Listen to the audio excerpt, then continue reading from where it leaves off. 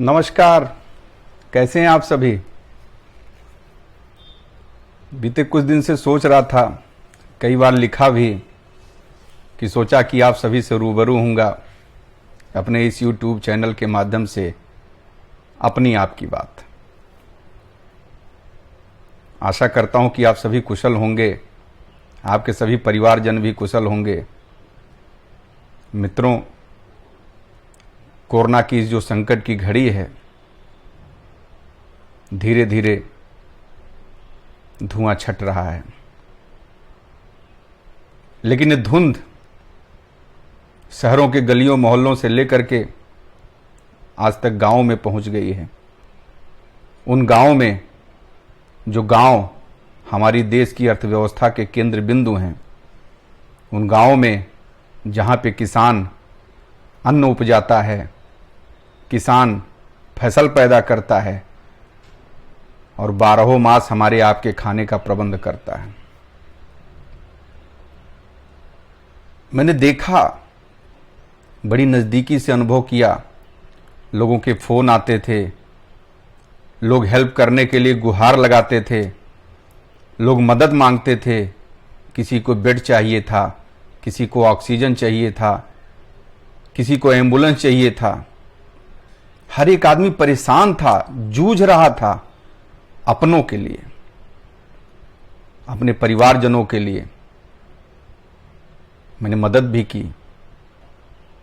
अफसोस रहा बहुतों की मदद नहीं हो पाई। ऐसे लोगों को मैंने बहुत प्रयास किया। सरकार भी, चाहे वो प्रदेश की योगी सरकार हो या देश की मोदी सरकार हो, उन्होंने भी अपने तरफ से कोई कोर कसर नहीं छोड़ी है। बात है बस व्यवस्था की। जिस देश की इतनी आबादी हो, इतनी बड़ी जनसंख्या जिस देश में, जिस प्रदेश में निवास करती हो, वहां पे संसाधन एकाएक नहीं पैदा हो जाते। संसाधनों को बनाना पड़ता है और उसमें समय लगता है।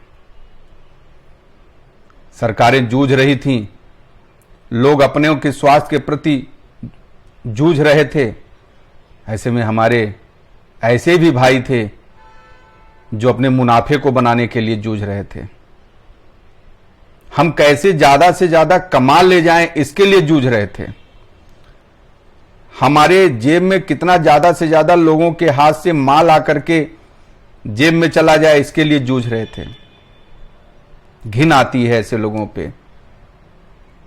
हजारों का इंजेक्शन लाखों में पहुंच गया, बाजार से ऑक्सीमीटर गायब हो गया, मिला तो हजारों में मिला, थर्मामीटर गायब हो गया, दवाएं एलोपैथ से लेके होम्योपैथिक तक सब चारों तरफ कहीं भी खोज डालिए, मिलना दूभर हो गया। कौन था इसके पीछे? क्या सरकार थी इसके पीछे? नहीं, हम थे, आप थे। पहले लोग कहते थे कि एक समय ऐसा आएगा जब आदमी आदमी को खाएगा। ये यही तो है। जिस देश की थाती वसुधैव कुटुंबकम पर होती हो, सर्वे भवन्तु सुखिनः सर्वे सन्तु निरामया सर्वे भद्राणि पश्यन्तु मां कश्चित् दुर्भाग् भवेत्, उस देश में हम ऐसी स्थिति में आकर के हम खड़े हो गए हैं कि जहां हमें लोगों की निस्वार्थ भाव से मदद करनी चाहिए, जहां हमें लोगों को निस्वार्थ भाव से संसाधन उपलब्ध कराने चाहिए। हम पीछे ना रहें, हम आगे रहें, इसकी होड़ होनी चाहिए। वहां पे ऑक्सीजन से लेके, ऑक्सीमीटर से लेकर के, इंजेक्शन से लेकर के, दवाओं से लेकर के, हर चीज में मुनाफाखोरी, हर चीजों में पैसा बनाने की होड़। कहां जाएगा पैसा भाई? हमारा आपका जीवन रहेगा तो ही पैसा रहेगा। जीवन नहीं रहेगा तो आप पैसा लेके घूमो। कितने लोग थे, बहुतेरों के पास बहुत पैसे थे, बहुत संसाधन थे, लेकिन समय रहते हॉस्पिटल नहीं मिल पाया, समय रहते इंजेक्शन नहीं मिल पाया। हम ऐसे नहीं थे। हम आप तो उस धरती पे पैदा हुए हैं जो राम की धरती रही, जो कृष्ण की धरती रही, जहां पे कोई पनाह मांगने आया तो हमने उसको संरक्षण दिया। यहां तो अपनों की बात हो रही है। कितने जीवन मात्र अगर उनको समय से हॉस्पिटल मिल गए होते, समय से ऑक्सीजन मिल गया होता तो बचाए जा सकते थे, समय से इंजेक्शन मिल गया होता तो बचाए जा सकते थे। क्या केवल मात्र सरकारों पे दोष लगा करके, सरकारों को कटघरे में खड़ा करके अपने मन की संतुष्टि हम आप कर लेंगे? ऐसा नहीं होता। सरकारें व्यवस्था बनाने के लिए हैं, हम आप उस व्यवस्था में सहयोग करने के लिए हैं। अकेले सरकार के बलबूते बात नहीं होती कि सरकार कोई व्यवस्था बना ले जाए, जब तक लोगों का उसमें सहयोग नहीं मिलेगा और व्यापक सहयोग नहीं मिलेगा।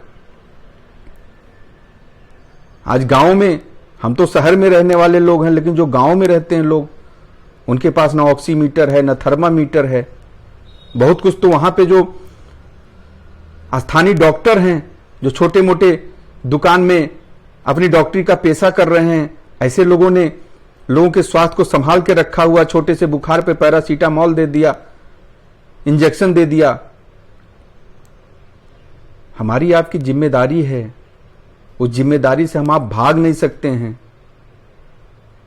छोड़िए मुनाफा बनाना, छोड़िए फायदा लेना, सेवा करिए, आगे आकर के पहल करिए, सहयोग करने की, लोगों की मदद करने की। यह हमारा फर्ज है, ये केवल सरकार की जिम्मेदारी नहीं है।